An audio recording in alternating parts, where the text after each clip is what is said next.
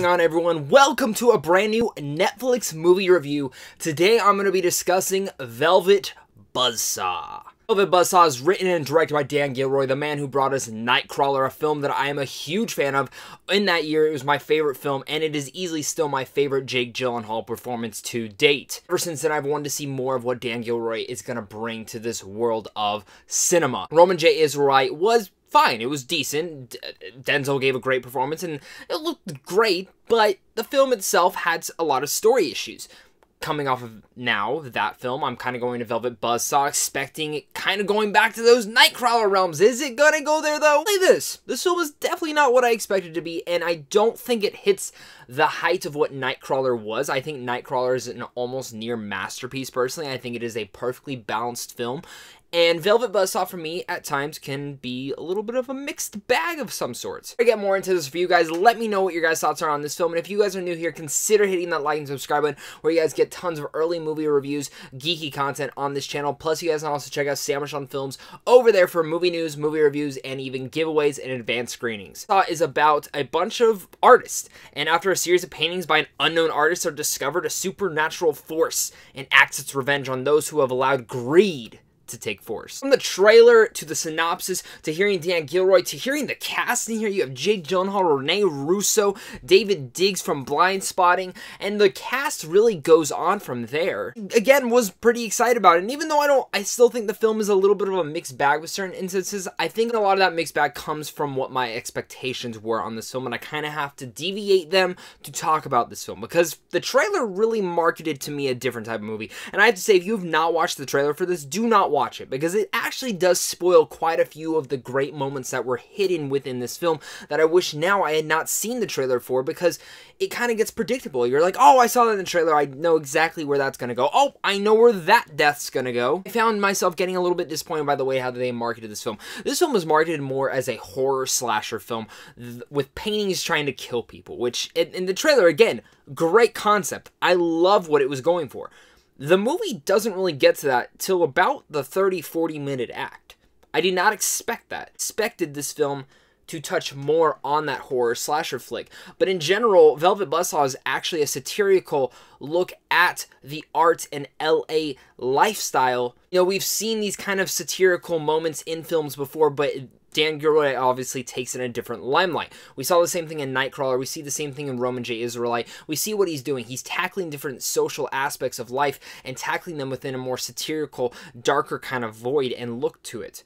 Velvet Buzzsaw is tackling the art style in LA and these kind of critiques and everything of what people do, and it hits really all the niches of that lifestyle. I think I liked what Dan Gilroy was doing. I actually really appreciated the beginning. I was really into this quirky, different type of tone, and unique tone, in fact, to the whole film. It kind of in the same style. This really does feel like a Dan Gilroy film, and it feels like it's living in the same world as Nightcrawler. In fact, I was waiting for Lou Bloom to just walk through the door and start filming stuff. In fact, that actually would have been cool if there was a little bit of a tie-in there. Characters in here are very interesting, and might I say, Jake Gyllenhaal is excellent in this film. I mean, when isn't he? But he really transforms again. He is a chameleon. You don't see Jake Gyllenhaal, you see his character. And really everyone else in here gives an outstanding performance. Toni Collette's great, Rene Russo's great, David Diggs is great. I wish we would have gotten a little bit more of him.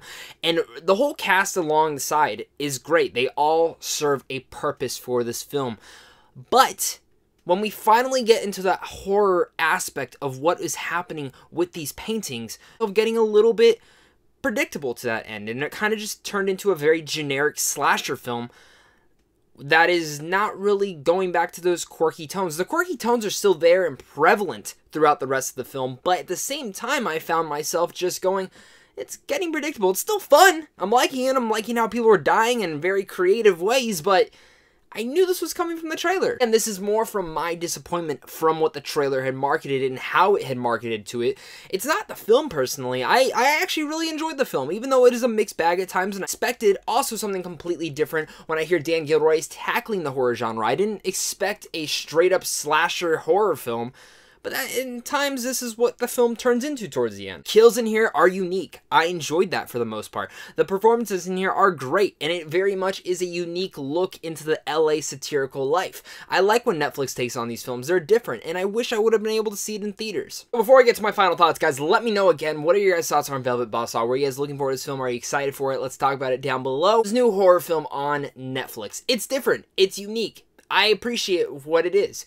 Did it disappoint me in a little bit because I expected something different? Yeah, but I also expected for this film to be different, just not in this kind of different way. And take a shot for every single time I've said either Velvet Buzzsaw, different, or unique. It has great cinematography. It has very interesting types of kills and actual cool visual effects within here.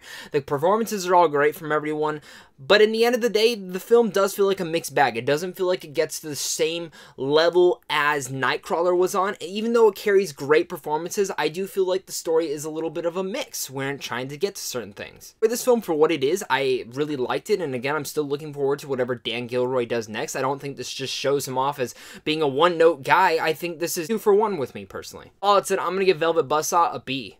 What are your guys' thoughts are on Velvet Buzzsaw? Did you guys like it? Did you hate it? Did you love it? Let's talk about it down below. Hit that like and subscribe button if you guys are new here. Check out Sandwich on Films, and I'll see you guys soon. Stay classy.